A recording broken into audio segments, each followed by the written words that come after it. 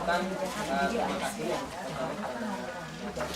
kalian dengan meluangkan waktu kena dalam ini dan juga kesejahteraan menyiapkan yang semoga Allah SWT membalas yang waktu dan tentu saja juga mungkin ya semoga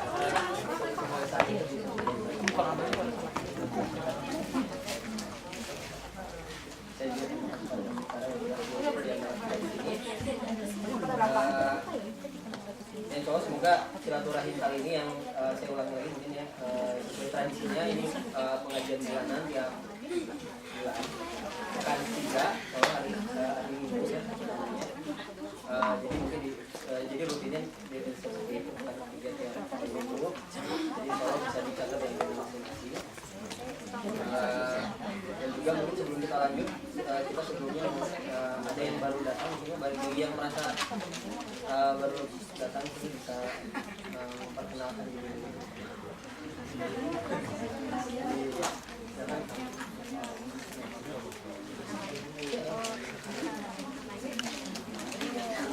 Assalamualaikum warahmatullahi wabarakatuh.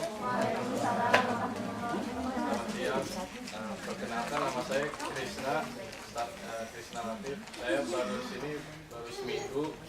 Saya masih belajar bahasa Jepang di sekolah bahasa. Rencananya sehabis sekolah bahasa nanti lanjut di kuliah.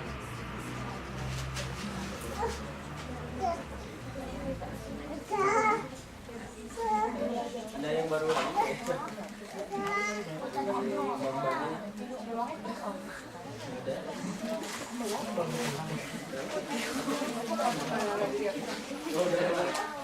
Saya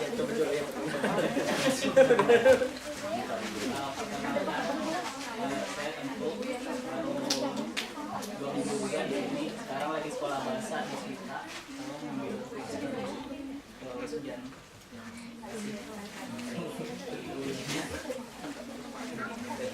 Perkenalannya, ya insya Allah sebelum kita memulai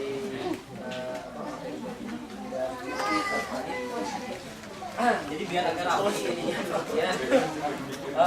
Jadi saya mau manggil random aja 2 orang. Pertama dari bapak-bapaknya, nanti dari ibu-ibunya 2 juga.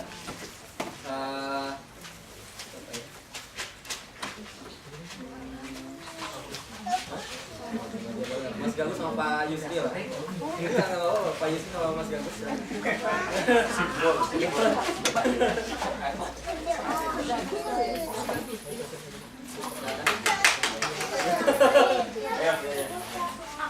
Ayo cepat-cepat dia dapat. Apa ini? Dia ada warna ini.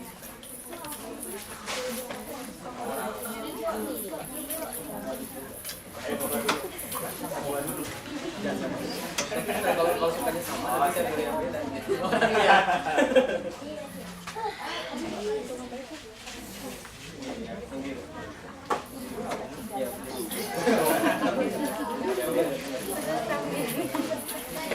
Oke, jadi ini kedua simbol masyarakat kita ini udah ngambil ini.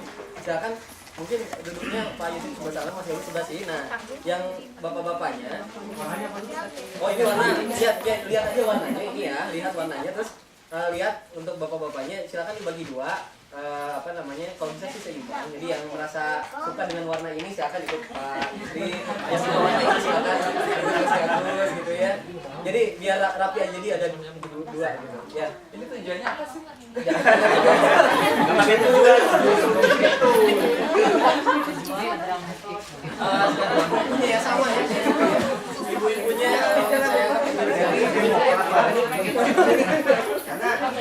Jadi Golkar dong. PNS Golkar.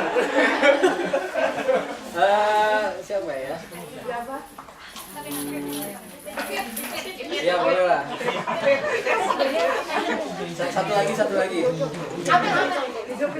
Ya boleh Mbak Mel. Silakan. Oh iya. Mbak Mel. Ya gimana duluan?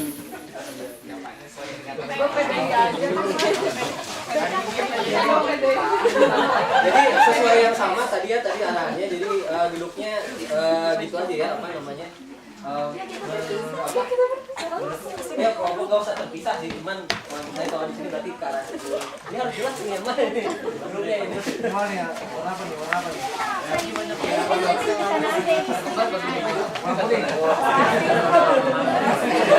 Black Panther ini bisa kacau. Masih mau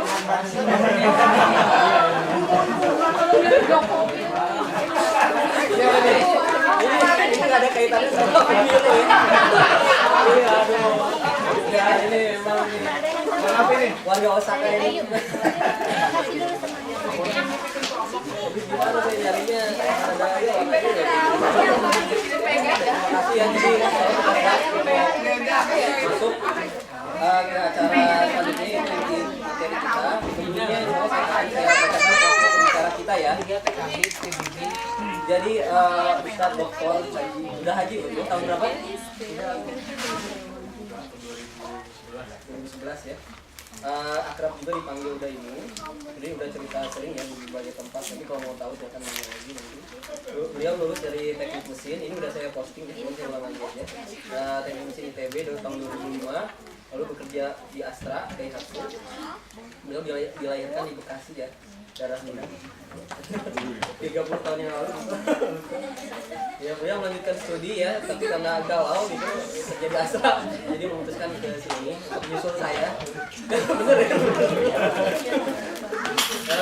Dan di Tokyo ya, di Tokyo Institute of Technology dari tahun 2006-2012 dapat yang masuk dari ITB. Beliau mahasiswa angkatan mahasiswa terbaik Departemen Teknik Mesin ITB yang 2001. Aktif juga dalam berbagai organisasi sebagai di selama Jepang, pernah jadi ketua PPI Tokodai, juga ketua PPI Jepang tahun 2009-2010. Saat ini beliau bekerja di Orishima Jepang di Jepang sebagai mechanical engineer, dan moto beliau adalah it's not what I have, what I get. Ya. Dan insya tema kita kali ini adalah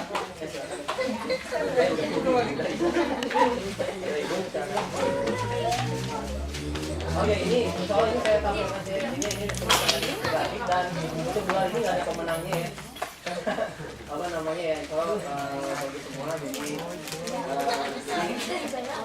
harganya ini aja lah. Jadi terima kasih besar-besarnya atas apa gratis ini ya.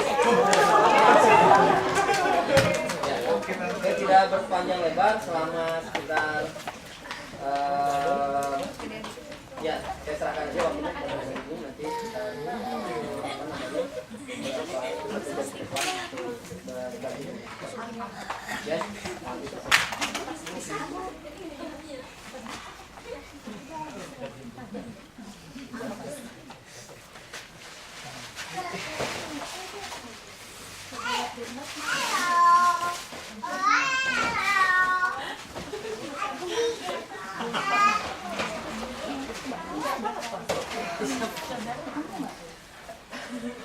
Bismillahirrahmanirrahim. Saya beri aja ya, biar kalian semua ya. Assalamualaikum warahmatullahi wabarakatuh. Alhamdulillah, nahmaduhu wa nasta'inuhu wa nastaghfiruh wa na'udzu billahi min syururi anfusina wa min sayyiati a'malina. May yahdihillahu fala mudilla lahu wa may yudlil fala hadiya lahu. Asyhadu an la ilaha illallah wahdahu la syarika lahu wa asyhadu anna Muhammadan abduhu wa rasuluh. Sahabat MO yang insyaallah selalu dalam lindungan Allah Subhanahu wa taala. Sebelumnya saya perkenalkan diri dulu ya. Mungkin ada beberapa yang masih belum pernah ketemu. Saya Farid. Saat ini kerja di perusahaan Jepang bikin pompa, di tukang pompa. Tinggalnya di daerah PKS, Partai Korea Sejahtera di Korea sana bersama Sigi dan kawan-kawan. Alhamdulillah hari ini tanggal 20 April sebenarnya hari yang sangat spesial bagi saya. Kenapa? Karena istri saya ulang tahun hari ini. Mohon doanya kalian semua, semoga istri saya jadi sehat terus ya. Untuk bayi saya mudah-mudahan lancar semuanya. Ya. Baik, ini rahasia persaudaraan. Jadi saya tuh diminta Acit untuk ngisi acara hari ini karena kebetulan acaranya tentang persaudaraan. Pas saya juga lagi belajar tentang persaudaraan. Gitu. Belajar di mana? Di Liko. Ya saya ikut Liko ya, saya ngaji gitu ya. Nah jadi ini benar-benar rahasia karena saya juga nggak tahu tadinya ada begini. Nah mudah-mudahan teman-teman juga saya bisa sharekan rahasia ini. Karena terus terang tidak semua orang tahu tentang rahasia ini, makanya saya bilang rahasia. Wah makin penasaran ya, benar-benar makin penasaran. Kenapa disebut rahasia? Karena generasi sekarang memandang persaudaraan itu dari sisi yang lain. Sisi yang pada umumnya orang pandang, namun lupa bahwa kita punya hakikat persaudaraan. Nah, apa itu persaudaraan yang akan saya sampaikan? Kira-kira 20 menitan lah ya, kasih saya waktu untuk menjelaskan. Saya tahu mungkin ini akan kontroversi sedikit. Kenapa? Karena mungkin teman-teman tidak suka dengan diri saya. Tapi apa yang hak harus saya sampaikan. Apa yang saya pahami, yakin, betul dan baik menurut Quran dan hadis harus saya sampaikan. Maka mau tidak mau harus kita sukai atau tidak ya. Jadi mudah-mudahan ini kita bisa belajar bersama. Oke, kira-kira ini isi kajiannya, teman-teman bisa baca sendiri. Saya nggak akan bahas masalah adab dalam bergaul. Saya nggak akan bahas masalah dalil-dalil persaudaraan dalam Islam. Nggak saya bahas itu. Karena silakan teman-teman cari aja di internet banyak. Tapi saya mau bahas ini. Persaudaraan itu apa sih? Hubungan persaudaraan dengan kebangkitan dan kemajuan apa sih? Kalau mau bangkit, ideologi persaudaraan apa yang mau kita pakai? Kayak gimana sih? Ideologi itu apa sih? Kemudian kalau udah tahu itu semua, lantas Indonesia mau dibawa kemana sih? Kalau menurut Islam persaudaraan yang benar tuh kayak apa sih? Ya, jadi itu semua saya coba bawa ke tema kemajuan dan kebangkitan. Persaudaraan seperti apa yang bisa menghasilkan kebangkitan dan kemajuan? Ya, kalau persaudaraan kayak gini Pak, kumpul-kumpul aja biasa. Tapi yang bisa bikin bangkit dan maju itu pertanyaan besar. Oke? Nah, kira-kira kalau teman-teman ditanya apa definisi persaudaraan, kelihatan aja. Gampang sebenarnya. Persaudaraan itu ada ketika ada kesamaan dan keserasian di antara orang-orang yang tergabung dalam kelompok itu. Asal ada sama, serasi, saudara. Contoh, saya ketemu sama Aryo. Wih, yuk. Gimana di Jepang nih? Udah lama, 5 tahun, segala macam, masih biasa tuh. Pas dia bilang, Mas, SMA di mana? Bekasi. Wis, saya Bekasi Mas. Saudara langsung. Langsung satu SMA, apalagi. Makin, Mas tahu bahasa ini nggak? Masih pakai bahasa Betawi itu nggak? Masih. Wes, langsung makin ke saudara gue. Mana-mana sama. Kita langsung, yuk kita makan bareng yuk. Yuk kita sini bareng yuk. Sampai dia curhat juga ke saya biasanya. Oh enggak. Ya itu persaudaraan. Atau di PPI sendiri ya. Ada persaudaraan PPI, ada persaudaraan Black Panther. Yang orang-orang yang suka badminton nggak ada hubungannya. Saya sama Pak Yus nggak ada hubungan, tapi kalau masalah badminton kita saling menjemput, saling ngebangunin. Ayo kita berangkat, sangat mesra ya. Itulah persaudaraan gitu. Persaudaraan ini fleksibel, bisa dibentuk kapan aja, di mana saja. Sumbernya bisa macam-macam. Nih, kira-kira ada ikatan kekeluargaan, ada ikatan suku, budaya, kerohanian. Nah ini yang kita sekarang duduk ini nih, ikatan kemaslahatan ya. Ikatan kemaslahatan, ini yang ikatan kemaslahatan, ya ada sosial, ada sekolah, profesi gitu ya. Kalau saya engineer, mungkin sekarang engineer Nusantara gitu ya. Dan yang terakhir, ini yang mengikat kita juga sekarang adalah ikatan nasionalisme. Oke, apa sih menarik dari sini? Kita maju lagi ya. Jadi saking persaudaraan ini dicintai oleh semua orang, banyak jargon-jargon yang kita munculkan ya. Ya Bhinneka Tunggal Ika, ya Indonesia kita punya satu nusa, satu bangsa, satu bahasa Indonesia gitu. Jadi semua hal-hal yang kita mau mencari persaudaraan, semua hal yang bisa membuat dia retak kita nomor duakan. Kita bisa cari. Saya sama Pak Yus orang Makassar, saya orang Bekasi. Udahlah nggak usah ngomongin Makassar sama Bekasi. sama-sama suka badminton toh, ya wes ngomong badminton aja, kita main bareng. Nah itu persaudaraan. Kita bisa kompromi di situ.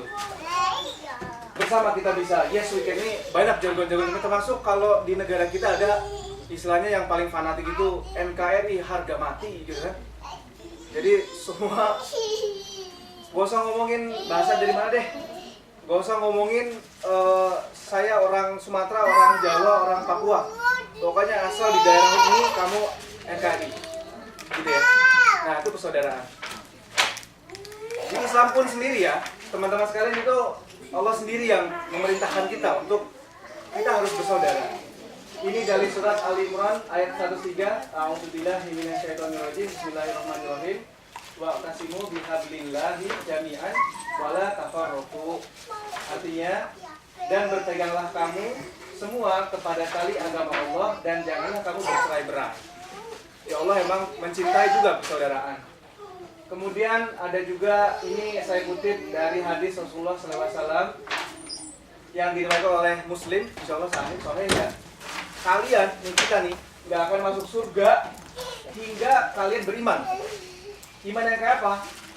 Iman yang belum sempurna jika kita tidak saling mencinta. Pokoknya itu syaratnya masuk surga. Kayak persaudaraan begitu, indahnya begitu ya. Makanya tadi jargon-jargon itu nggak heran ada. Nah, pembicaraan memang jadi semakin hot ketika kita menggunakan persaudaraan untuk menciptakan persatuan dan kesatuan. Seperti yang katakan tadi, semua hal faktor-faktor yang menyebabkan perpecahan kita nomor 2 kan demi persatuan itu. Karena kita ingin mencapai kebangkitan dan kemajuan. Pertanyaan saya, yang juga saya tujukan buat teman-teman sekalian, benarkah demikian?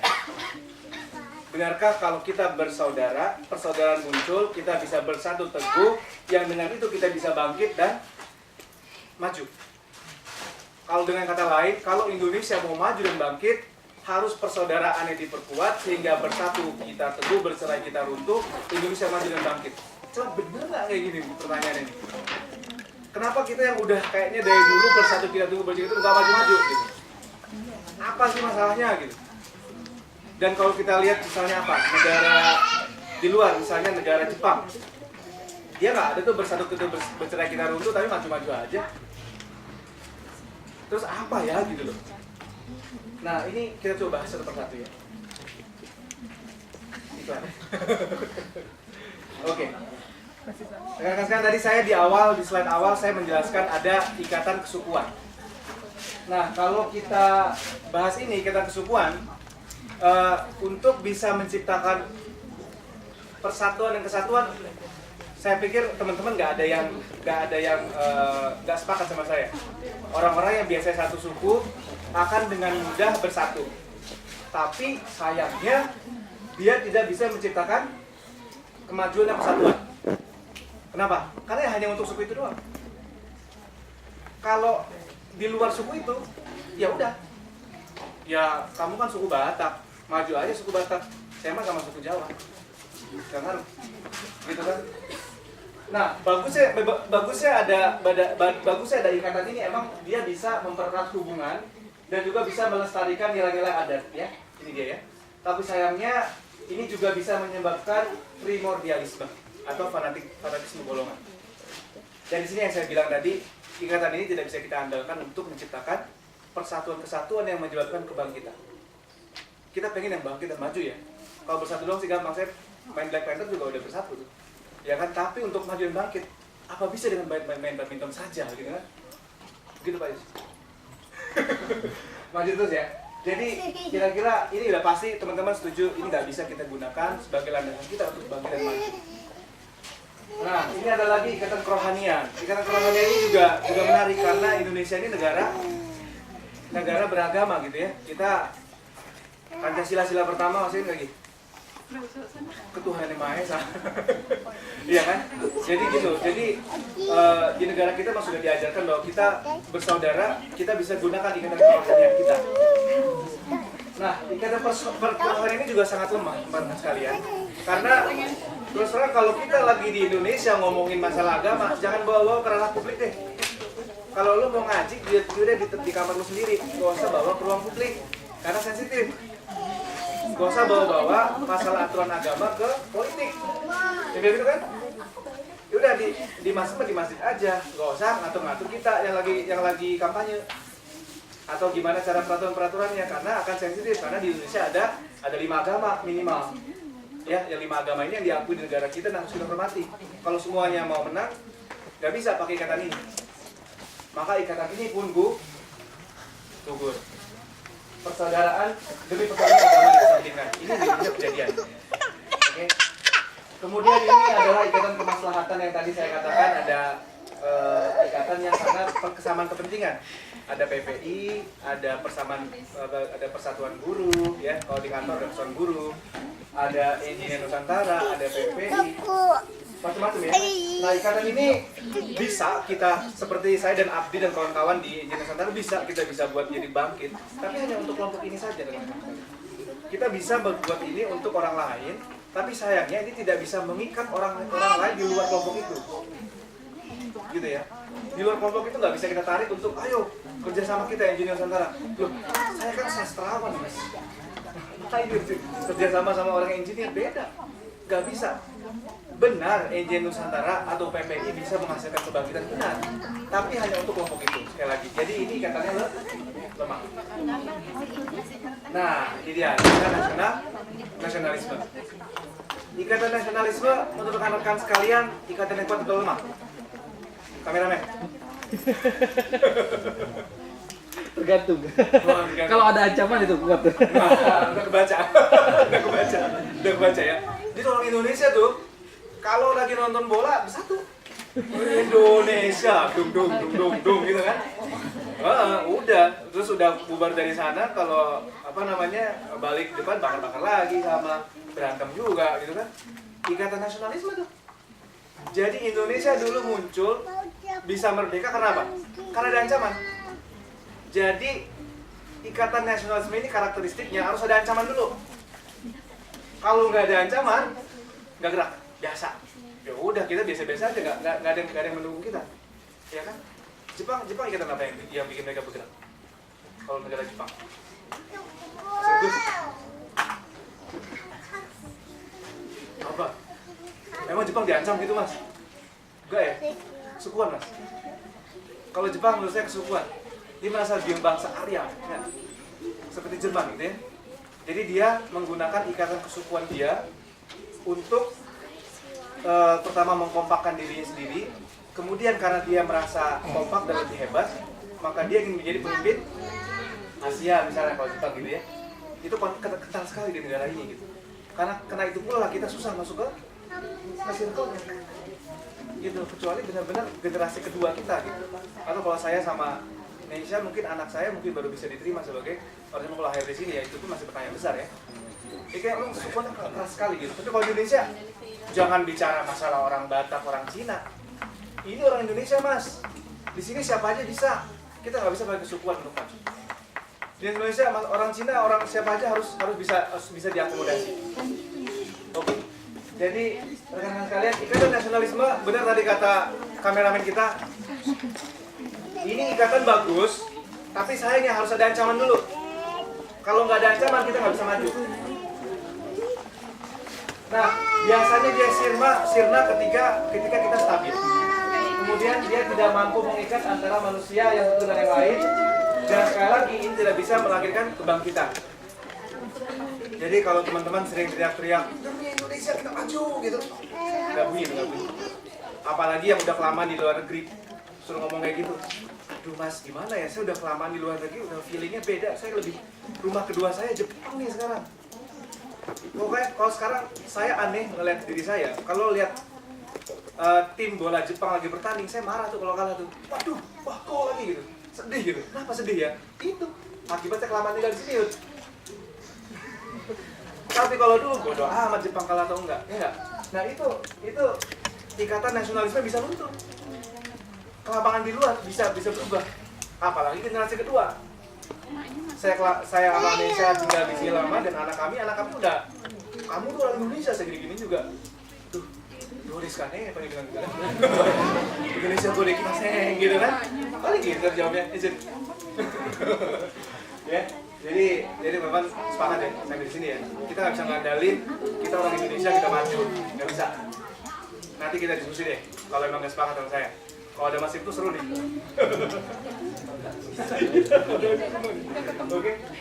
Oke, jadi ikatan apa? Ikatan apa nih yang kita bisa manfaatkan? Rohani enggak, suku enggak, Ronde. Tadi nasionalisme enggak. Apa yuk? Yuk.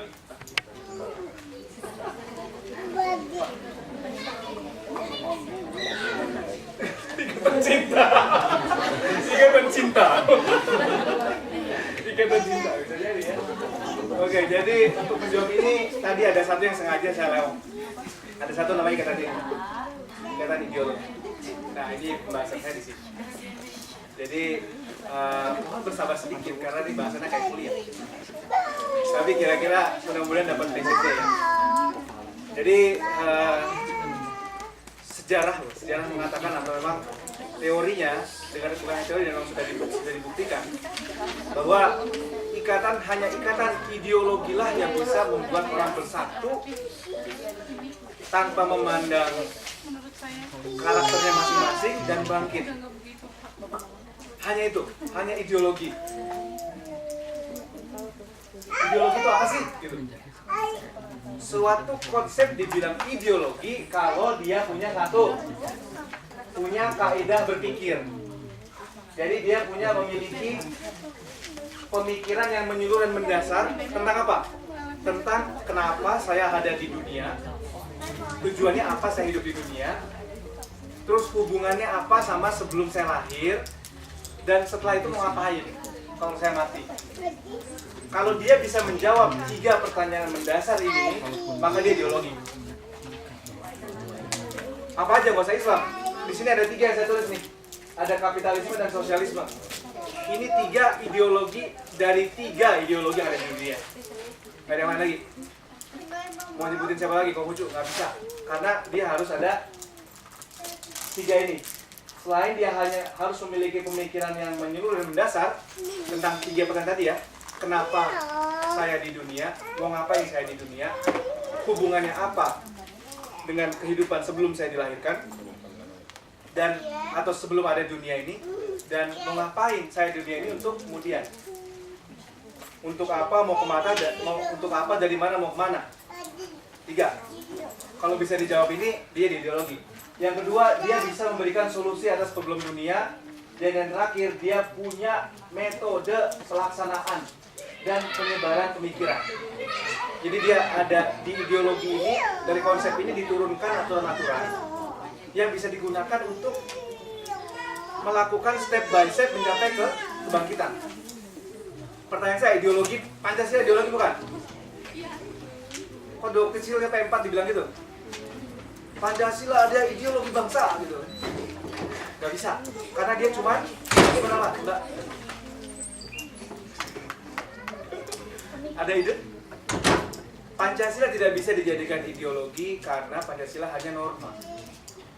Dia tidak memberikan tuntunan. Harus gimana supaya bangkit. Enggak, tapi dia hanya norma-norma aja, norma-norma umum ya.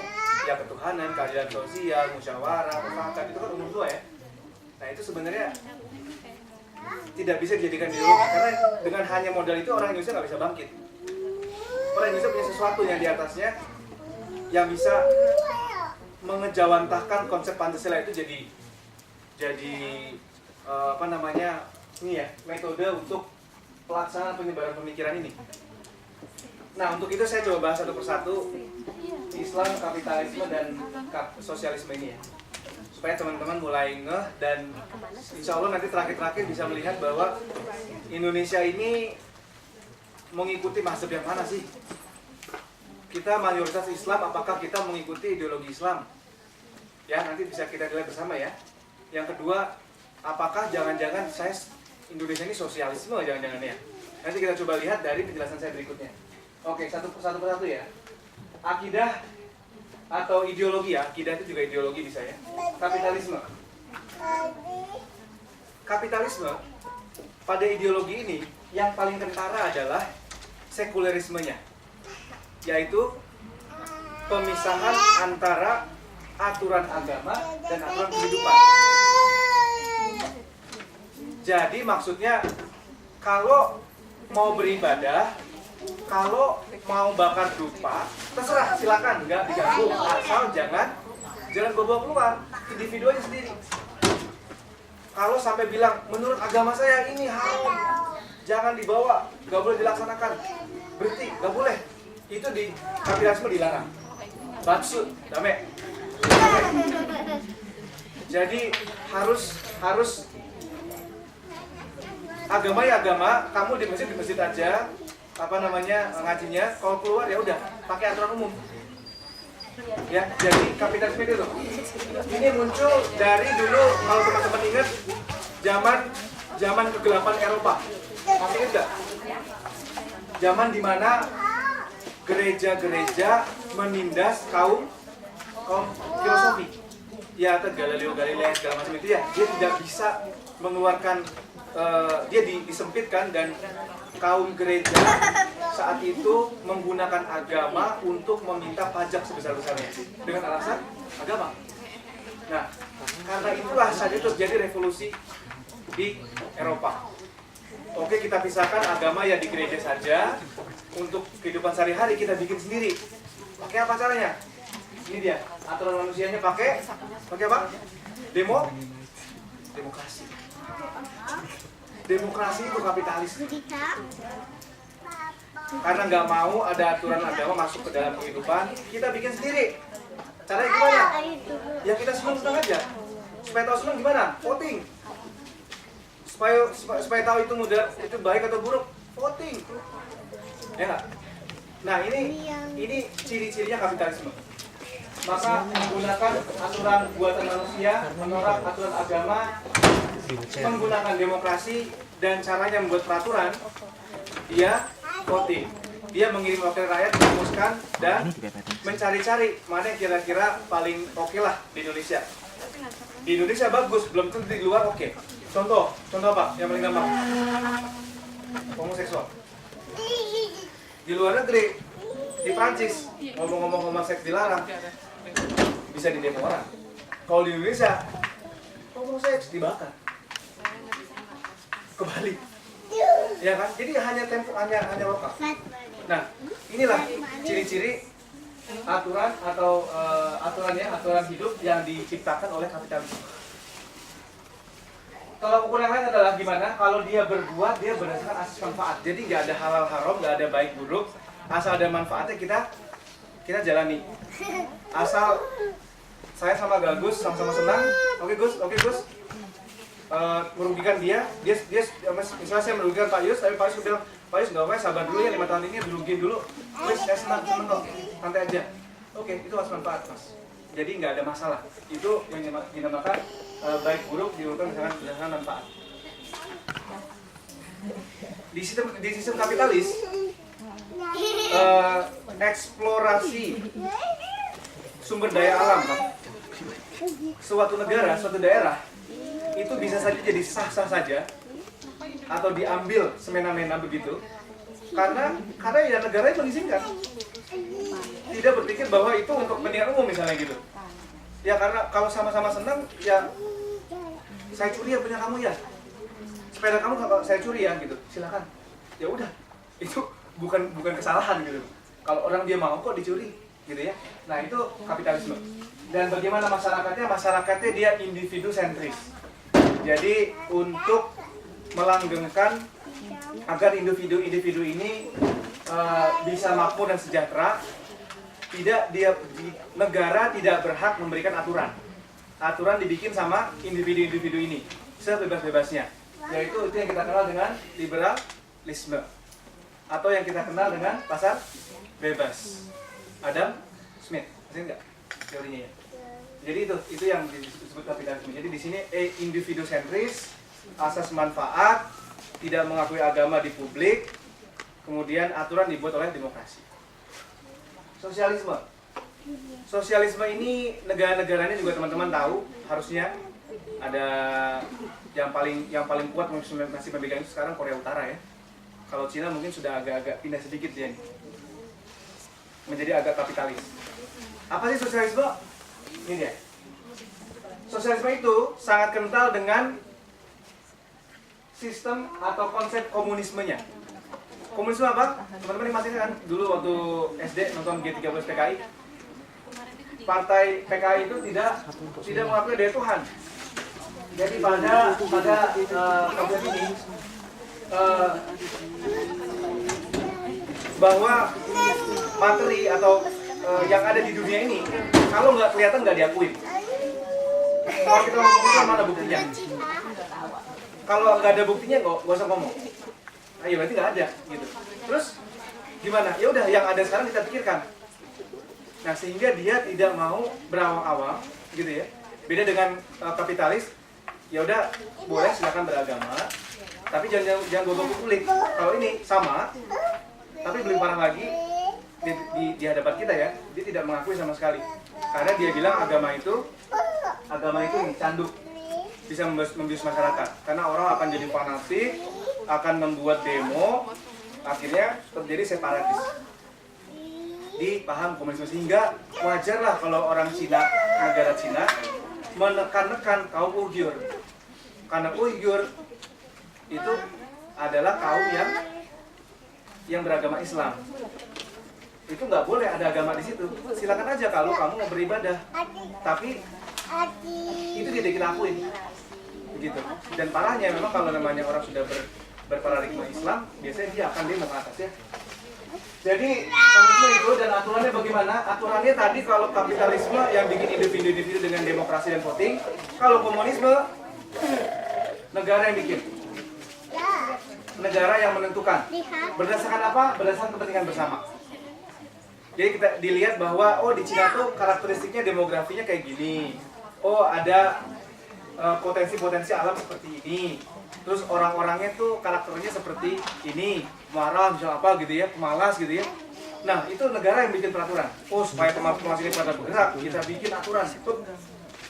Ya kamu dari suku apa, berbahasa apa, ganteng, jelek, pokoknya aturan begitu. Nggak boleh ngomong, kalau ngomong diculik di Cina tuh. Langsung hilang aja pokoknya. Nah itu sosialisme. Sosialisme tadi saya katakan berbeda dengan kapitalis yang asas manfaat, dia asas kebersamaan. Jadi demi mencapai baik dan buruk itu diukur kalau baik untuk bersama. Dan baik untuk bersama itu dia siapa menentukan? Negara. Jadi bukan dia juga. Jadi negara yang melihat, menganalisis, para penguasa ini menganalisis. Misalnya saya jadi presiden sebuah negara komunis, saya akan menganalisis. Menurut saya negara saya ini masyarakatnya, orang-orangnya sangat ramah, rajin menabung. Apalagi misalnya kalau berangkat kerja pagi atau sore, nah itu dibikin atau sedemikian rupa dan masyarakat harus ngikut.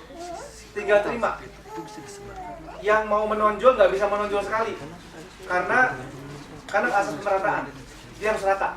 Orang yang mau kaya banget nggak bisa, karena kekayaannya itu juga dihasilkan dari negara yang bisa bikin dia kaya, maksudnya gitu loh.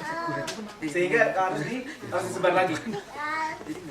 Jadi asas sosialisme ini, kebenaran baik dan buruknya itu dia diukur dari asas kebersamaan, dan masyarakat tadi saya bilangnya ini ya tersusun atas 3 ini biasanya gitu. Kondisi geografis, pertumbuhan penduduk, dan cara produksi. Dengan berdasarkan ini kebebasan individu tidak bisa dimunculkan ke atas, dan demi kepentingan bersama negara membuat peraturan. Oke, sampai di sana kira-kira masih bisa nyambung ya, belum menentukan ya. Oke, yang terakhir Islam. Bukan gara-gara saya Islam, saya bela-bela Islam ya, tapi emang ini faktanya gitu loh. Mari teman-teman kita lihat bersama. Kalau di kapitalisme dia mengakui Tuhan tadi, tapi tidak boleh membawa aturan Tuhan ke publik. Kalau di sosialisme sama sekali bahkan tidak mengakui Tuhan dan aturan dibuat sendiri juga. Tapi kalau Islam, kita yakin dan kita iman bahwa aturan yang paling betul adalah bukan bukan manusia, tapi buatan Sang Pencipta, Sang Khalik tadi. Nah, maka Islam percaya bahwa karena Sang Khalik memberikan aturan kepada kita, maka aturan ini tidak boleh hanya untuk individu. Aturan ini harus bisa diterapkan ke semuanya. Karena Ia yang menciptakan kita sudah ngasih panduan. Gitu kan ya? Nah, inilah yang kalau kita tahu adalah sebagai Quran dan hadis, menjadi panduan hidup, menjadi hidup kita umat Islam. Nah, umat Islam begitu ya. Jadi tidak ada pemisahan di Islam itu. Kalau di masjid, kalau lagi berdagang, ya ria, ya nipu, nggak masalah deh. Asal sama-sama senang. Kalau kapitalis, ya harganya dinaikin setinggi-tinggi langit, monopoli, ya nggak masalah deh. Orang negara kasih izin. Kamu komunisme. Oh, Islam nggak bisa kayak gitu. Ada aturannya di Al-Quran. Yang namanya menipu timbangan ada hukumnya, yang riba ya ada hukumnya gitu ya. Gak bisa, karena sudah saklek. Wah, saya nggak suka mas, di negara saya nggak bisa kayak gini, ya nggak bisa. Allah udah kasih kayak gitu aturannya, gitu loh. Ya itu dari Islam. Nah, kemudian aturan hidup ini berbeda dengan yang tadi. Itu kalau di kapitalis dibentuk oleh atau disusun dengan demokrasi, di komunisme disusun oleh negara, di Islam ya Quran dan Sunnah. Itu ya, jelas ya. Nah, karena bagi kita kalau kebahagiaan itu adalah sama dengan ridho Allah. Kalau bagi yang dua sebelumnya, kebahagiaan sama dengan kebahagiaan jasmani. Karena dia nggak percaya hidup selanjutnya. Nah, kalau perbuatan, kalau kita percaya halal dan haram, jadi kita tidak lagi ngutak-ngutik ini gimana ya, boleh nggak ya, ini haram nggak ya? Ya udah tinggal buka Quran, udah ada kok. Ya udah tinggal buka hadis, sudah dijelaskan kok sama Nabi Muhammad. Gak usah foto-foto lagi. Gitu ngapain? Orang dijelas gitu kan? Nah, terus segala amal perbuatan ada tanggung jawabnya. Jadi hati-hati aja kalau kamu melanggar aturan ini, silakan. Orang nggak tahu juga nggak apa-apa. Tapi kamu bakal masuk neraka kalau kamu buat salah. Jadi saklek dan nggak bisa bergerak, dikunci, nggak bisa ngomong lagi dah. Dan masyarakatnya harus tersusun di antara empat sistem ini. Ada manusia, ada pemikiran, perasaan, dan kesenaturan. Maksudnya gimana? Cid, gimana Cid? Ngerti nggak Cid kira-kira Cid? Empat ini Cid. Masyarakat Islam itu harus terdiri dari empat ini. Dia tidak bisa berdiri sendiri-sendiri. Maksudnya gini, jika manusia itu memahami pemikirannya Islam, akidahnya Islam, tapi dia menggunakan sistem aturan komunisme, nggak bisa jalan, nggak bisa jadi masyarakat Islami, nggak bisa. Atau lagi dia menggunakan perasaannya individu, hak asasi manusia, gitu. Demi itu homoseksual harus diizinkan. Loh, salah apa saya dilahirkan ke dunia? Orang Tuhan yang menciptakan saya seperti ini, gitu kan? Orang-orang homo kan, bilangnya kan? Wah, kalau kayak gitu maka nggak bisa, Islam nggak bisa digabung-gabung gitu. Dia harus satu, komprehensif kafah. Nah, empat unsur di atas harus membentuk masyarakat Islam atau persaudaraan tadi ya. Maka dia tidak Islami persaudaraan itu kalau tidak berdasarkan empat ini. Oke, jadi rekan-rekan sekalian, dari tiga tadi, mari kita jawab ini bersama-sama. Dia bisa disebut ideologi kalau sekarang kita ada di sini ya, di dunia ya. Kalau agama Islam sebelum di dunia diciptakan, kita percaya yes kami diciptakan oleh siapa? Oleh Allah Subhanahu wa Ta'ala. Kemudian ada aturannya enggak dari sebelumnya? Yes ada, karena ada Al-Quran. Terus bagaimana dengan kapitalisme? Contohnya diciptakan, yes kami diciptakan. Aturan, tidak ada aturan. Komunisme, no kami tidak diciptakan. Aturan, tidak ada. Gitu ya. Bisa dijawab kan? Kemudian untuk setelah dunia, setelah kehidupan ini, kalau orang nanya, saya kalau mati mau kemana ya? Nah ini mari kita jawab dengan tiga pemikiran tadi. Setelah di dunia mati, kalau orang Islam bilang dibangkitkan, yes kita dibangkitkan. Kalau orang kapitalisme bilang, iya kita dibangkitkan, karena percaya Tuhan. Terus kalau orang Islam bilang, segala perbuatan saya di dunia ini bakal ada artinya nggak ya setelahnya? Kalau orang Islam bilang, yes itu semua dihitung, ada pahala dan dosa, karena di sini ada surga dan neraka. Orang komunis bilang, nggak ngaruh. Orang belum tentu ada apa enggak, itu udah nggak kelihatan sama dia. Gitu ya. Kapitalisme begitu bilang ya, komunis begitu bilang ya. Nah, jadi tiga ideologi tadi itu bisa menjawab ketiga ini. Dan ketiga ideologi tadi itu juga memiliki aturan-aturan yang bisa diterapkan di masyarakatnya untuk bisa mencapai kemajuan. Nah, jadi rekan sekalian, ini tolong diresapi kata-kata ini ya. Agama kita bukan sekedar ritual. Seperti agama Yahudi, agama Nasrani, Hindu, Buddha, yang hanya ngatur bagaimana hubungan dia sama Tuhan. Tapi tidak mengatur hubungan dengan manusia. Tidak mengatur hubungan dengan manusia dengan dirinya sendiri. Ya, Islam itu komprehensif. Jadi Islam adalah ideologi. Kita tidak bisa milih-milih, kita tidak bisa bilang ya udah kalau di masjid pakai Quran, tapi kalau di luar pakai Undang-Undang Dasar 1940. Pada Pak Ibnu mana Pak Ibnu? Berbeda dengan agama lain yang hanya mengatur ritualitas saja. Ya. Oke, kenapa begitu? Ini saya coba tuliskan sih kira-kira kenapa begitu gitu ya. Karena Islam mengatur semuanya gitu. Mana dari semua ini yang tidak diatur, yang bisa diatur sama agama lain? Nggak ada, cuma Islam doang. Ya dari cara akidah dan ibadah, kehidupan ke diri sendiri, sampai semuanya nih ada nih. Ekonomi segala macam ya. Teman-teman nggak usah saya jelaskan lagi detail ya, bisa baca sendiri, buku-buku banyak. Tentang sanksi gitu kalau berbuat salah gitu sampai detail banget. Nah ini kalau kita iman, kita orang Islam, maka kita tahu bahwa kehidupan kita harus diatur oleh Islam secara kafah, secara komprehensif. Nah, kembali lagi ke tema persaudaraan. Ini saya udah kemana-mana ngomong persaudaraan yang belum masuk.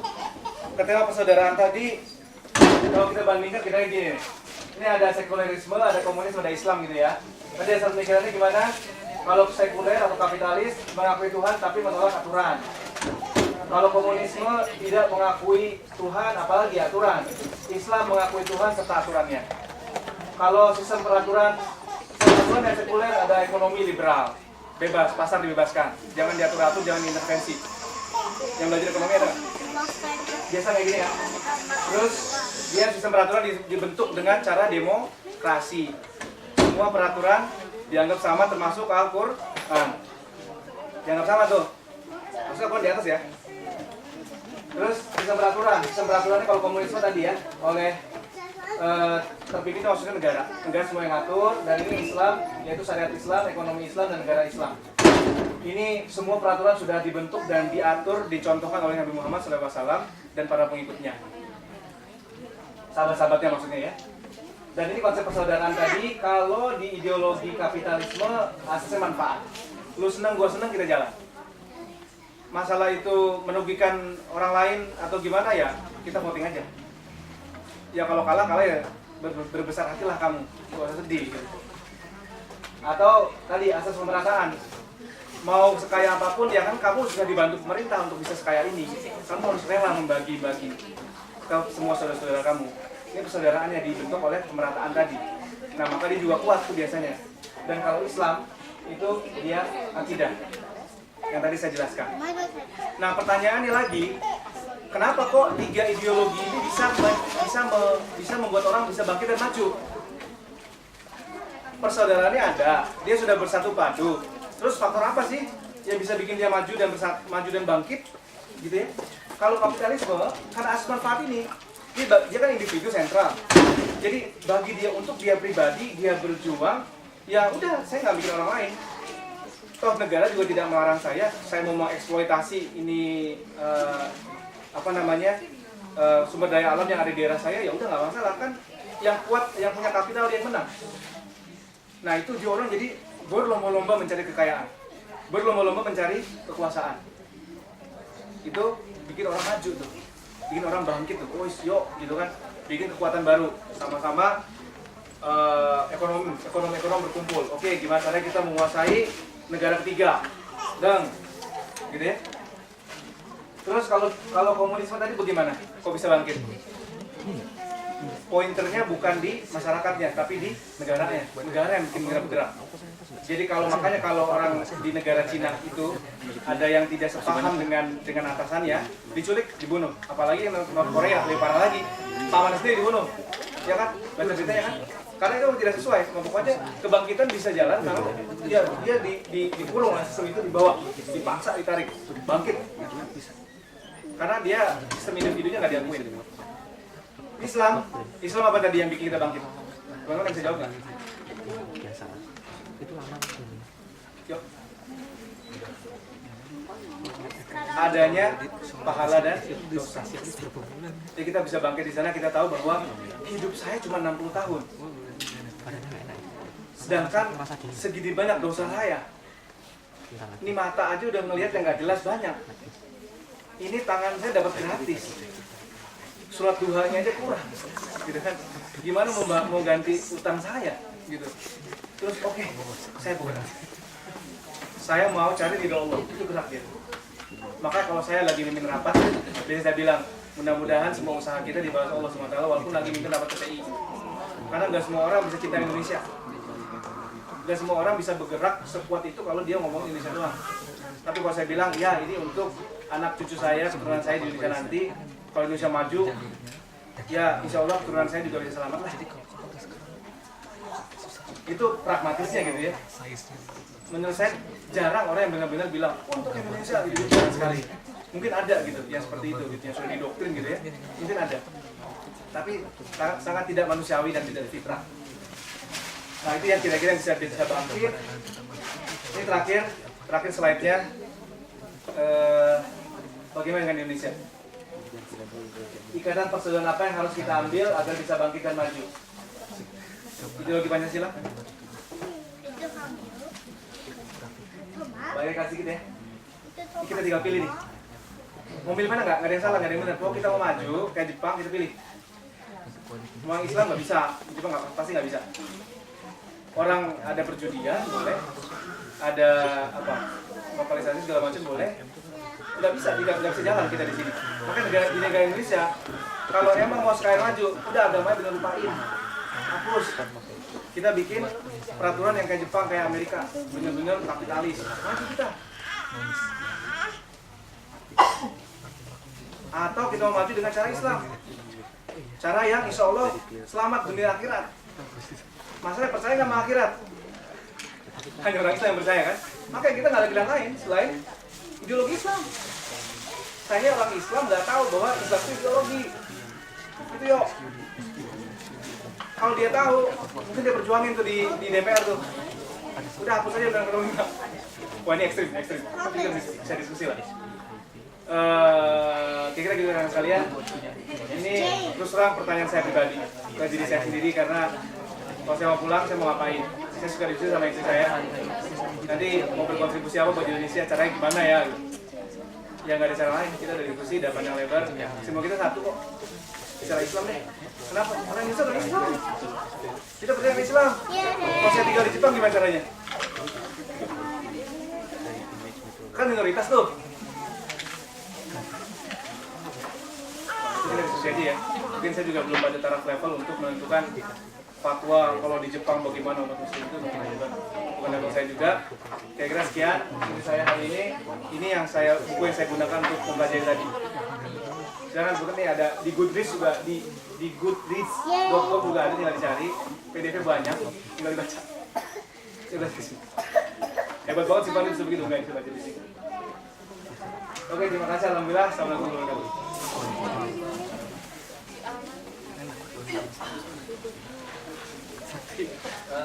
Pastinya ada banyak pertanyaan ya harusnya. Atau yang mau bertanya siapa? Tapi sebelumnya, jadi tadi kayaknya lumayan juga tadi singkat tapi lumayan berbobot lah. Nah sekarang tadi Mas Galus sini dulu, yang penting kita relax lagi lah ya kayaknya. Apa namanya ya? Ini biar kita tadi udah pegang yang tadi ya. Jadi ini apa namanya grupnya Pak Yusuf ya. Nah ini ya.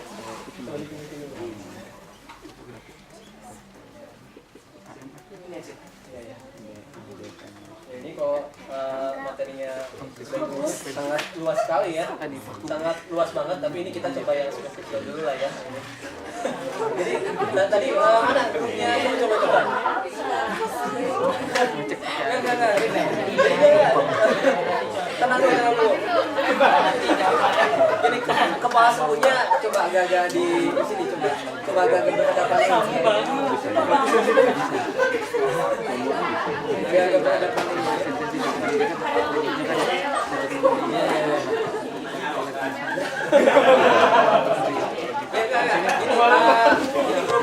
Ini apa agak-agak dijaga terpisah gitu gini.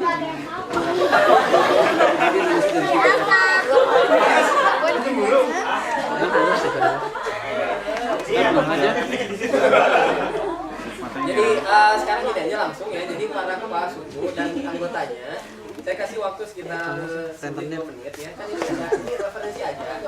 Jadi sekarang dari kelompoknya misalnya Mas Gagus lihat ya, ini kelompoknya itu bisa dilihat dari warnanya dan lihat di wajah-wajahnya kira-kira pilih aja dari sini satu karakter positif dan satu karakter negatif menurut Mas Gagus. Sebaliknya gitu.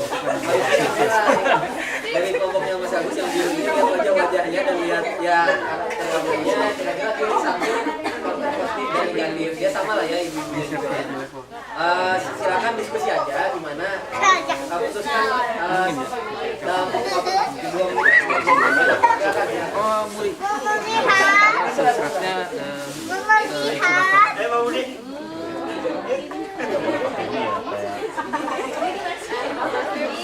Kalau ada mau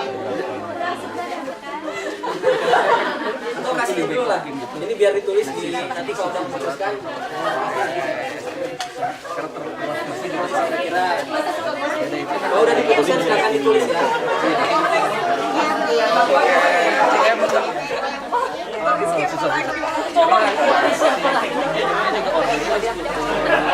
puluhan nama. Kalau segitu kemudian itu lagi subscribe-nya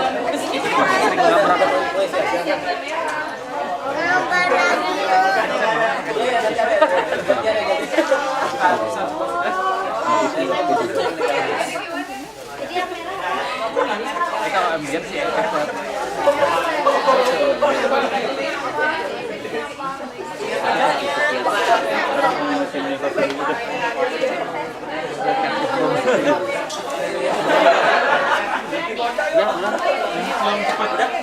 saya tambah dingin.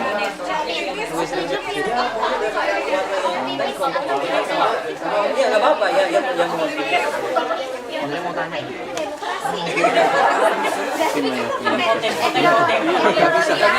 Komunis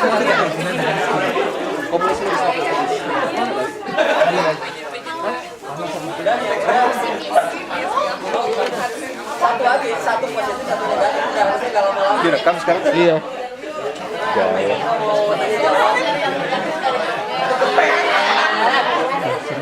Hah? Kalau wajib. Susah tapi buat ngilangin garingnya. Hah? Garingnya tuh susah ngilangin. Oh iya. Ya, itu udah biasa itu. Itu masuk ya kerekam ya? Iya. Sekarang ya. Atari main. Udah natural. Nggak bisa di ini. Kayak 1 menit kurang ya. Tergantung aja jangan malah juga. Jangan dari surga. Tapi bisa ya. Ini itu dihilangin. Tahun dihilangin.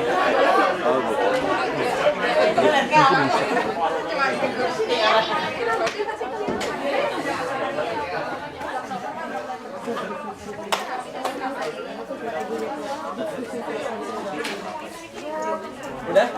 Udah mau habis nih. 30 detik. Udah ya. Nanti diserahkan ke masing-masing.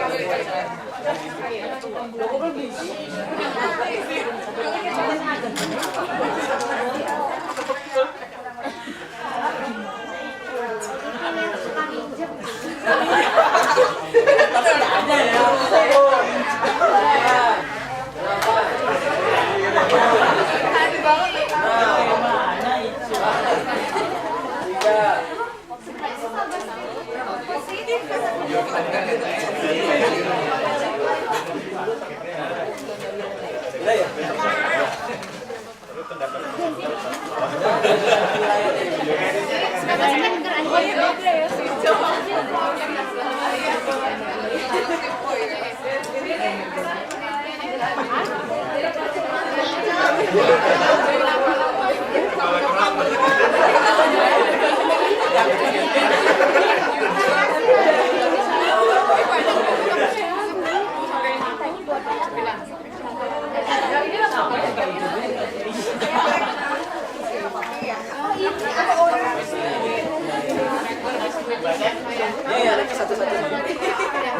dari kemarin ya. Nah, sekarang mungkin dari kelompok ibu dulu deh.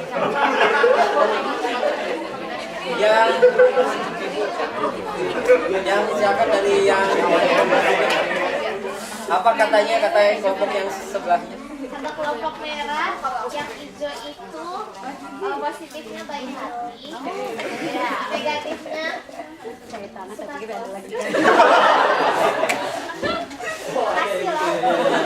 Gimana, merasa nggak? Iya. Masa sih sedikit yang hari di kantin. Oke, coba penilaiannya apa? Kata kelompok hijau, kelompok merah itu positifnya optimis, negatifnya terburu-buru gitu. Oh, bener nggak gitu? Semuanya banyak. Apa ya? Ya bener aja. Jadi sekarang terima aja ya penilaiannya sekarang dari kelompok Pak Yusuf.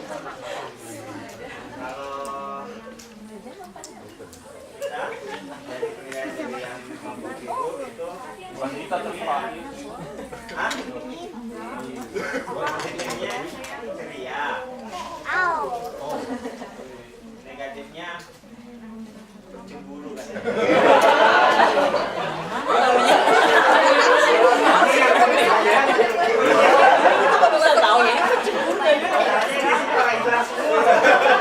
Itu penilaian. Jadi terima aja penilaian orang ya yang kayak gitu. Silakan penilaian dari kelompoknya Pak Yusuf terhadap kelompoknya Mas Yusuf. Dari kelompok ini positifnya terpercaya, negatifnya tanpa. Mas kepala coba lihat ya. Ya. Yang terima kasih banyak. Terima kasih banyak ya atas ini udah simulasinya udah berakhir. Ada hal yang pengen saya tekankan di sini. Sebenarnya coba lihat baik-baik itu kertasnya. Saya tuh nggak pernah bilang ya ini kelompok apa.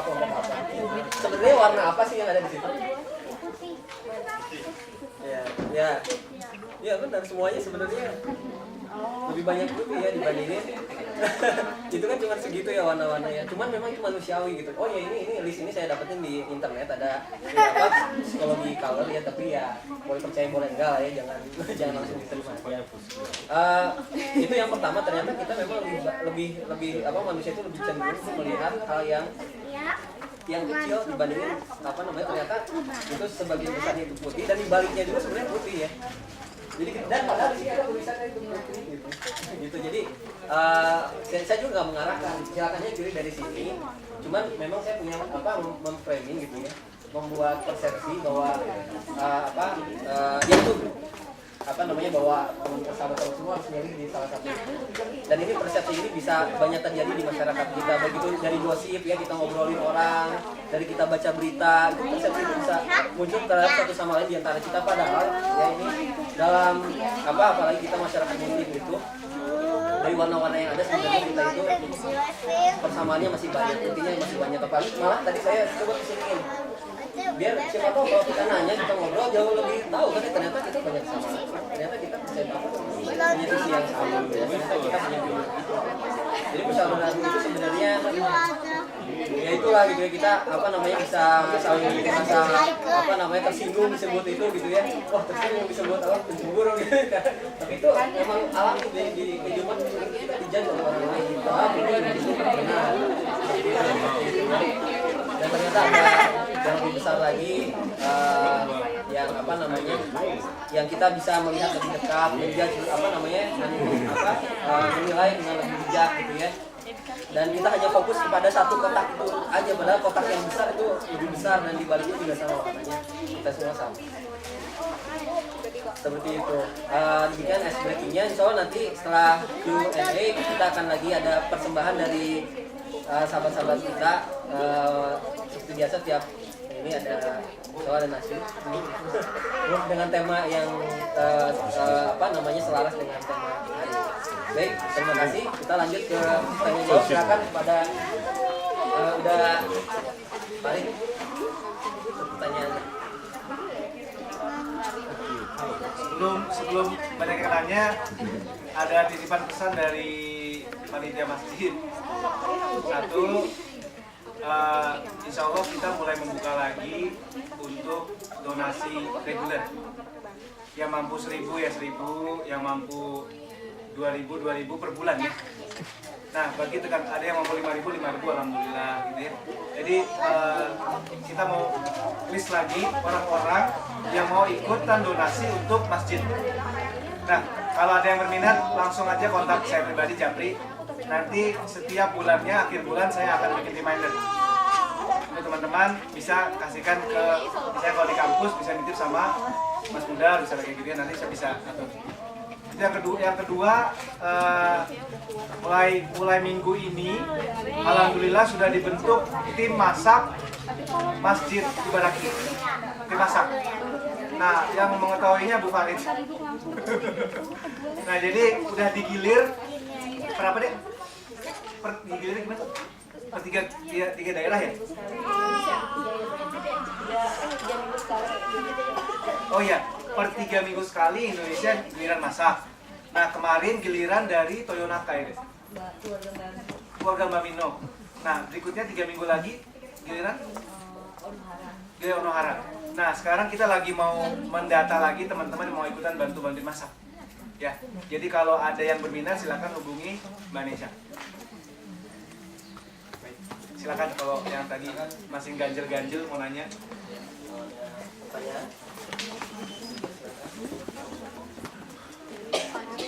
Kalau dari saya dulu lah, jadi moderator minutnya ya, saya juga nggak mau ngasih banget ya tentang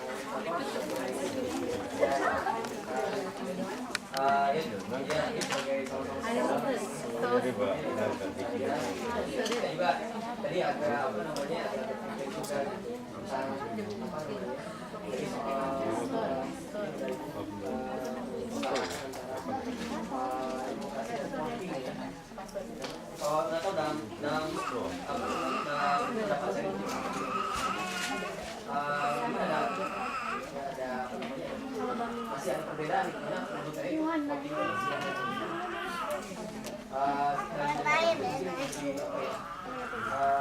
tidak hanya sendiri jadi kekuatan dipegang satu pihak lalu ada antitesis demokrasi yang masa sih nggak dihargai soal voting sendiri saya masih begini kok memang karena itu apa namanya sebuah apa ya kita ingin mengambil keputusan apa namanya keputusan dalam misalnya Islam sebagai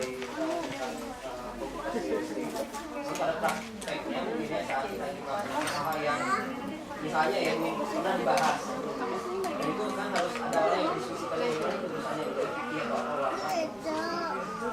dan setelahnya mungkin akan tercetus kalau yang saya tahu dalam konteks apa namanya Islam itu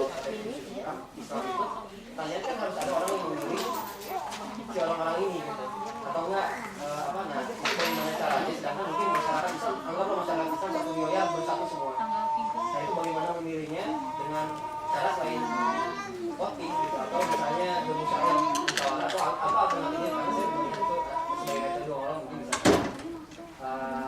yang karena saya juga baca siro itu pernah pada saat pemilihan itu Abdul juga bertanya ke kawan siapa kira-kira yang ini mungkin banyak suara seperti itu kan Usman ya banyak suara bahwa Usman seperti itu untuk eksplor lebih jauh mungkin itu lihat saya sama ibu masih sering lah berbeda pendapat tapi kurang ya Oke, sahabatku yang baik. Pertanyaannya, emang voting haram? Enggak haram. Demokrasi haram? Enggak haram. Tapi ketika demokrasi digunakan untuk menentukan hukum yang sudah dijelaskan oleh Quran jadi haram. Itu masalahnya. Jadi ketika kita memisahkan Al-Quran, udah jelas bahwa khamar itu haram. Tapi kenapa pakai dibahas lagi sih hukumnya gitu loh di demokrasi itu kan sudah jelas gitu kan. Nah maksud saya itu jadi tadi di kapitalisme itu karena asas manfaat. Kalau emang orang di situ semua pada suka khamar, kenapa dilarang? kan sama-sama senang, gitu kan? Jadi tidak ada karena metode voting atau metode apa namanya jajak pendapat gitu ya, itu kan juga ada di Sirah Nabawiyah gitu ya, tidak diharamkan, itu istilahnya jatuhnya mubah gitu. Tapi dia jadi haram ketika kita beradu pendapat untuk masalah yang sudah fix di Quran. Gitu sih. Kira-kira gitu. Jadi nggak usah khawatir lah kalau masalah itu. Yang ada lagi pertanyaan. Silakan kalau ada pertanyaan. Ada. Oh iya. Masih terkait juga dengan demokrasi voting. Kan kalau Indonesia seperti yang dijelaskan Mas Ibu, ada Islam, ada Kristen, ada banyak agama lain, dan kalau kita bilang pun mungkin ideologi Islam paling benar, hukum Islam paling benar.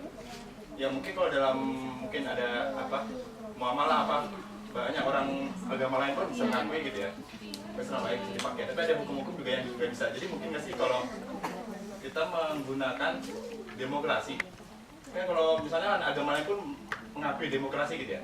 Tapi menggunakan demokrasi untuk dengan kekuatan orang-orang Islam supaya hukum yang dipakai itu hukum Islam. Oke, nanti.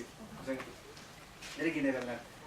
Message yang saya sampaikan di sini adalah kalau tadi Acik bilang ada warna putih dan ada warna kuning di dalamnya, terserah di dalamnya ada orang Muslim, ada orang non Muslim, ada siapapun di dalamnya, tapi frame-nya warna putih itu gitu. Frame-nya Islam. Jadi frame dalam memutuskannya itu harus Islam. Itu satu. Terus gimana nasibnya kalau ada non Muslim yang tertekan gitu ya? Dari hasil keputusan ini, karena jadi keputusannya selalu Islami. Nah, pertanyaannya kenapa jadi tertekan gitu? Apa sih yang jadi masalah? Apakah dia bilang kan saya jadi nggak bisa pakai tank top keluar mas? Kayak gitu. Lalu ya sekarang jadi nggak dijual lagi dong minuman keras di luar.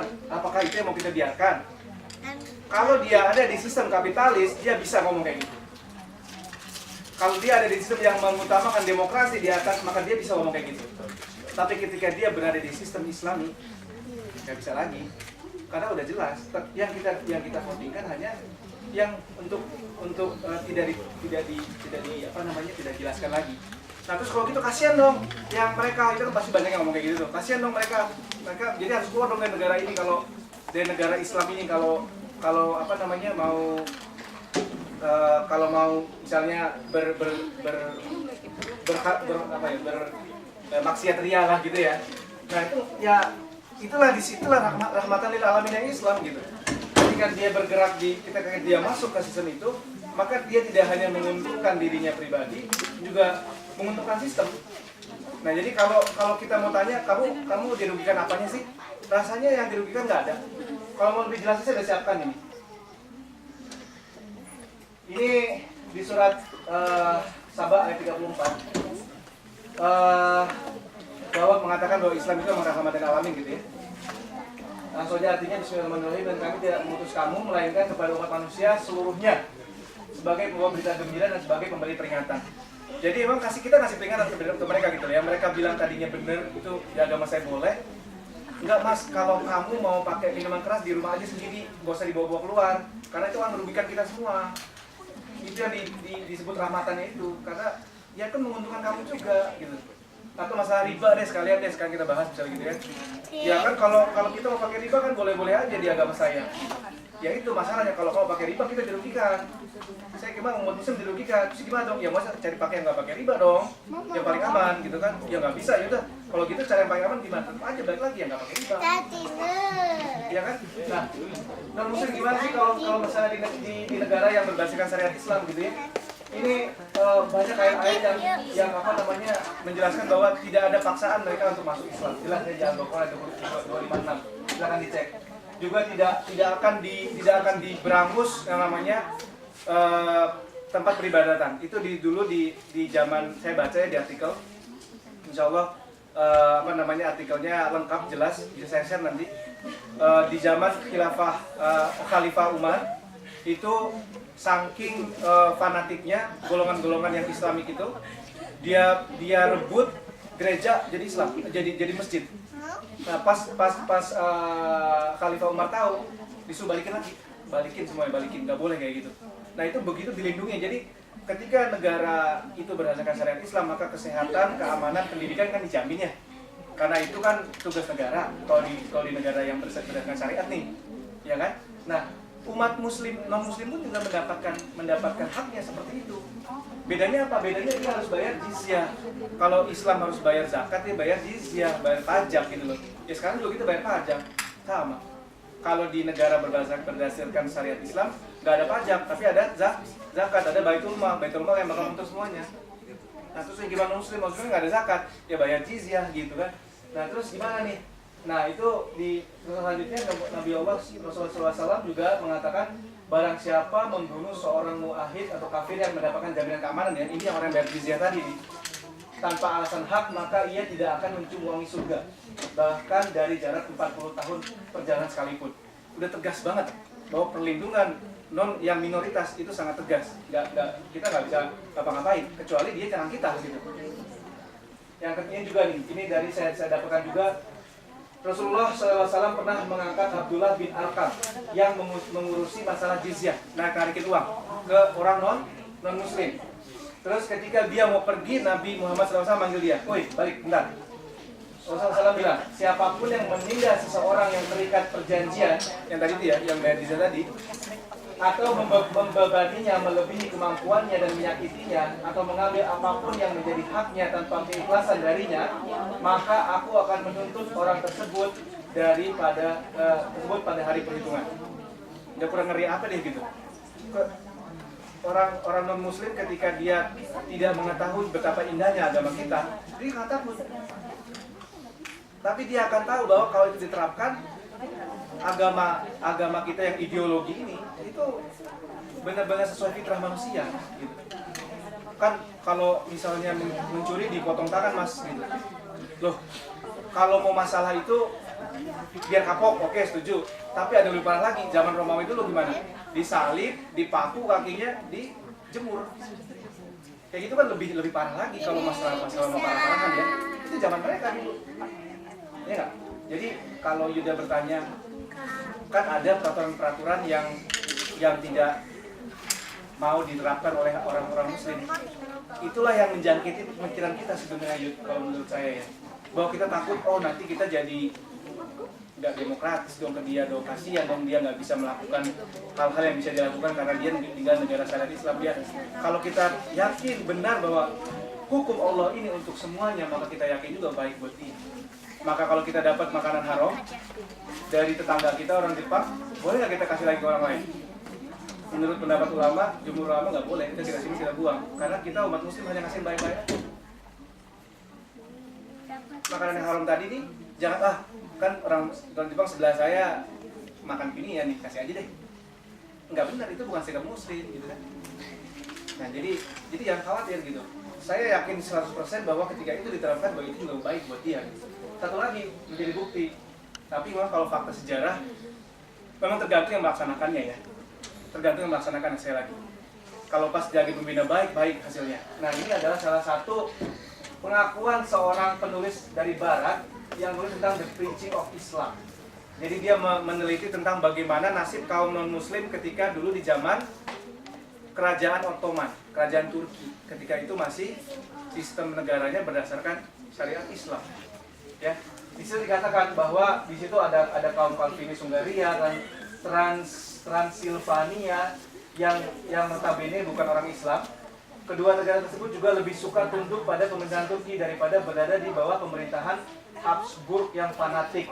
Kaum Protestan Silesia pun sangat menghormati pemerintah Turki dan bersedia membayar kemerdekaan mereka dan tunduk pada hukum Islam. Jadi kalau Islam berkuasa, kita nggak nindas, malah kita ngasih rahmat, malah kita ngasih untung buat semuanya. Tapi ketika sistem yang di luar kita berkuasa, kita tertindas. Pilih mana? Ya pilih yang buat bersama-sama dong. Gitu. Kira-kira gitu. Makasih. Ada lagi pertanyaan dari ibu-ibunya? Oh, dari Pak Yus. Saya mau nanya tadi tentang pengharaman voting untuk hal-hal yang sudah sekolah tidak kalau di suatu negara yang tidak menganut basisnya bukan dasar buat ya negara. Mungkin salah satu sektor kayak Indonesia itu kan bukan Islam. Nah di situ ada sebagian masyarakat Islam yang sudah yakin gitu bahwa misalkan kayak masalah prostitusi, khamar itu haram gitu. Dan mereka sudah menerapkannya dalam kehidupan sehari-hari. Tapi dalam tataran negara kan itu belum, misalkan ada peraturan-peraturan Islam, tapi belum dimasukkan dalam peraturan-peraturan negara misalkan.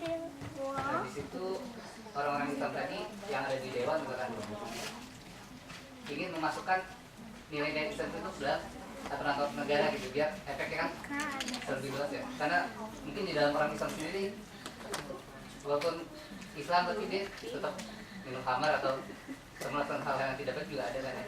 Gitu. Jadi di sana mereka ikut apa? Ikut voting gitu untuk menentukan tadi lah misalkan khamar atau prostitusi segala macam. Walaupun itu secara Islam itu memang sudah itu kan sudah sudah kita sepakati ke keharamannya. Tapi kalau untuk voting, untuk mengambil voting hal-hal tersebut, apakah statusnya kayak tadi kan disebutkan bahwa statusnya haram ya untuk memvoting hal-hal yang sudah ditetapkan oleh peraturan Islam. Ya, ya Pak. Sebenarnya itu sebenarnya jadi masalah kritis di negara kita ya. Kita udah jelas bahwa itu haram, tapi masalahnya kitab suci kita dinomorduakan. Ya, tetap peraturannya tetap yang paling utama apa pada negara kita. UUD itu ya, UUD 45 itu ya. Kalau dalam kondisi gini emang saya sendiri harus bertanya ke ulama gitu, bagaimana baiknya. Seperti misalnya di Jepang gitu ya, di Jepang ada umat muslim mulai banyak dan kita bisa ngirim wakil di sana. Ya mungkin ini salah satu perjuangan gitu ya untuk mencapai ke arah sana gitu, untuk mencapai ke bahwa kita harus terapkan sistem Islam secara kafah. Tapi akan menjadi salah ketika kita tahu bahwa sistem ini harus seperti itu. Gitu Pak Yus. Bahwa dalam frame berpikirnya bahwa nggak bisa kita berjuang dalam frame demokrasi gitu, karena kita akan selalu kalah Pak Yus. Kalau kita masih berjuang di medan perang yang seperti itu, kita akan terus diojok-ojok sama orang nggak suka sama kita. Tapi ketika kita bisa membuat itu di atas semuanya, maka kita bilang, loh kok ribut sih? Kan sudah jelas aturannya, kan lebih enak seperti itu. Memang itu idealis. Dan nggak apa-apa, kita tahu yang idealis kan? Bagus dong. Daripada kita nggak tahu, terus kita memperjuangkan hal yang kita salah gitu. Memperjuangkan yang udah demokrasi juang, kita harus bikin begitu. Yang perjuangan kok demokrasi sih gitu kan? Yang perjuangkan tuh ya kitabnya, terus aturan agama kita. Bagaimana penerapannya? Makin masalah Indonesia sekarang kita masih belum bisa menerapkan itu dengan 100%. Ya kita doakan saja para sahabat-sahabat kita di DPR sana bisa ikut menerangkan para sahabat-sahabat mereka non muslim bahwa kalau kita bisa rubah dasar negara tidak berdasarkan aturan yang kita dibuat manusia itu, kita selamat gitu. Ya cuma itu. Ketika intinya adalah saya ingin menyampaikan teman-teman sekalian hari ini, ketika kita berjuang masalah mendekatkan Islam, membangkitkan Islam untuk kebangkitan kita ya. Kalau cara yang sekarang kita nggak bisa bangkit, Pak Is. Kalau menurut saya dan kita bisa nilai bersama ya dari hasil saya baca-baca, kita nggak bisa bangkit. Kita harus benar-benar pisahkan benar-benar kalau mau Islam sekalian 100% semuanya. Pakai cara Islam kita bangkit bersama.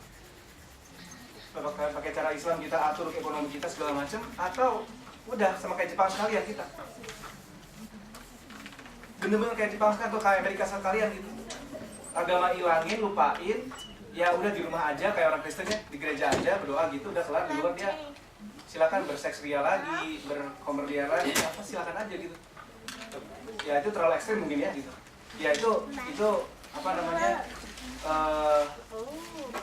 kita mencoba untuk berpikir lebih dalam lagi bahwa kita tuh pada piring yang salah loh gitu. Kalau Jepang suatu saat bisa dirubah lagi ya insya Allah gitu kan, nggak tahu gitu. Tapi saat ini kan masih susah gitu. Tapi ketika kita tahu bahwa kita ada piring yang salah, itu udah beda. Ada pertanyaan lain? This is my butterfly. Mine. salah gitu ya. Anggap aja piring itu tadi sama bilang ya, kita investasi gitu ya. Nah, saya mau nanya aja ke Mas Arif. Jadi sebagai warga negara Indonesia yang baik ya, bagaimana sikap Mas Arif? Apakah ikut pesta demokrasi yang atau memang kita harus bisa berjuang mengganti piring tersebut dengan mangkok Islam? Dua-duanya Mas. Kalau saya dua-duanya, saya pribadi ya. Saya sama Esi sepakat kita dua-duanya. Kita nggak ekstrim banget. Kita nggak ekstrim, tapi benar-benar kita nggak mau ini karena kita tahu ada orang yang berjuang baik di situ. Tapi kita tahu bahwa kita lagi berbuat yang seminimal mungkin gitu Mas, untuk bisa kita cegah gitu. Ini seminimal mungkin kalau kita ikut Nomika ini gitu. Kita tahu bahwa ikut Nomika itu salah semua sini, Allah ampun gitu. Tapi untuk kali ini boleh deh, cuma 5 menit doang, terus selesai doang. Itu beda rasanya kan? Dibanding ketika, oh yakin bismillah, maju Indonesia gitu. Oh itu lain. Bismillah ikut Nomika, biar selesai. Salah, caranya salah. Iya, maksudnya itu Mas Gandus. Jadi saya sepakat sama istri, udah kita pilih, gitu kan. Kita doain aja dia benar mana dia bisa memberikan hidayah buat yang lain. Tapi kita tahu bahwa dia lagi memperjuangkan di tempat yang dia hampir mau tergeleset masuk jurang. Salah sedikit masuk jurang dia, salah dia. Gitu. Saya dua-duanya Mas.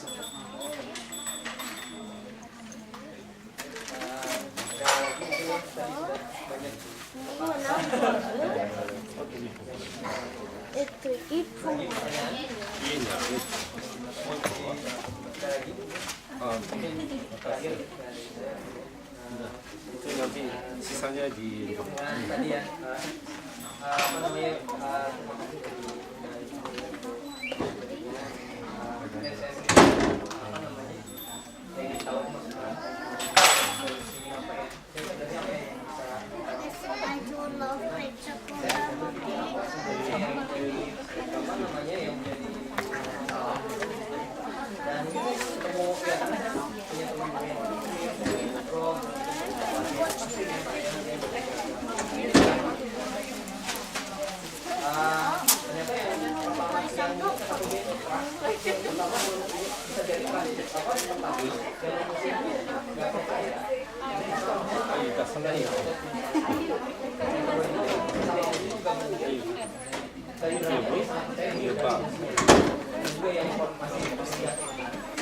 ada yang tidak yakin bahkan muslim sendiri nanti saya pengen tahu solusi praktiknya gimana ya biar agar trust ini bisa muncul di tangan bahwa apa tangan saudara muslim sendiri dan nanti lebih sulit lagi ya kan trust ya saya bahwa ini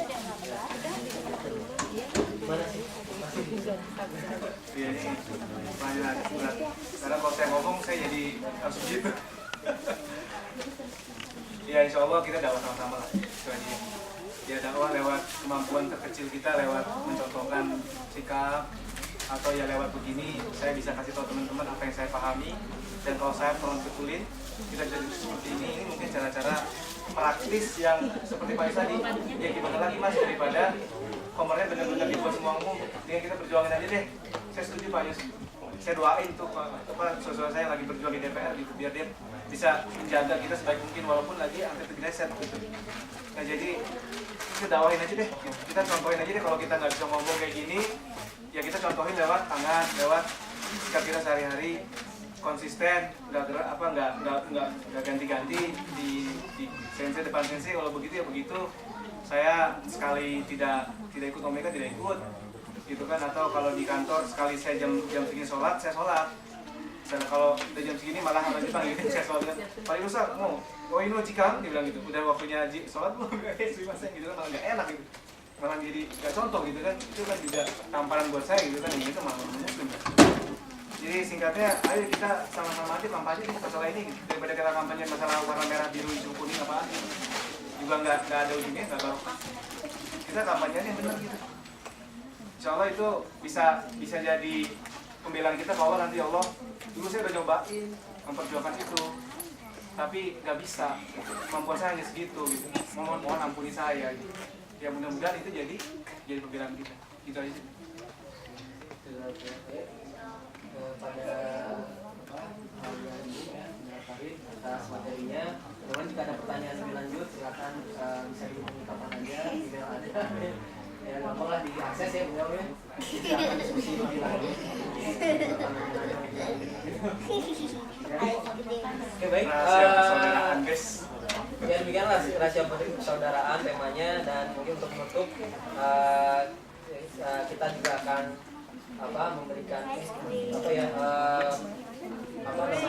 pesan dari Nada dari grup Muslim Osaka Boys yang terkait dengan tema persaudaraan, yaitu tahap-tahap uswah. Jadi silakan mangga masih ayo kita terakhir ya untuk ini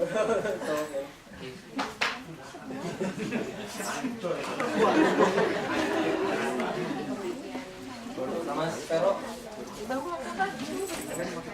Nah, jadi ini mudah-mudahan bisa kita, ya ini nanti akan kita senandungkan. Ayo Mas Vero, Mas Inggi, Mas Gagus. Ya, ini nggak susah kok, jadi gampang diikuti ya. Dan ini yang bisa diambil dari materi-materi pengajian ya. Jadi gampang dicari ya.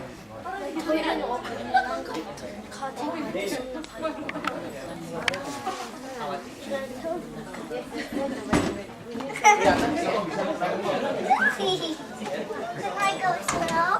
Thank you.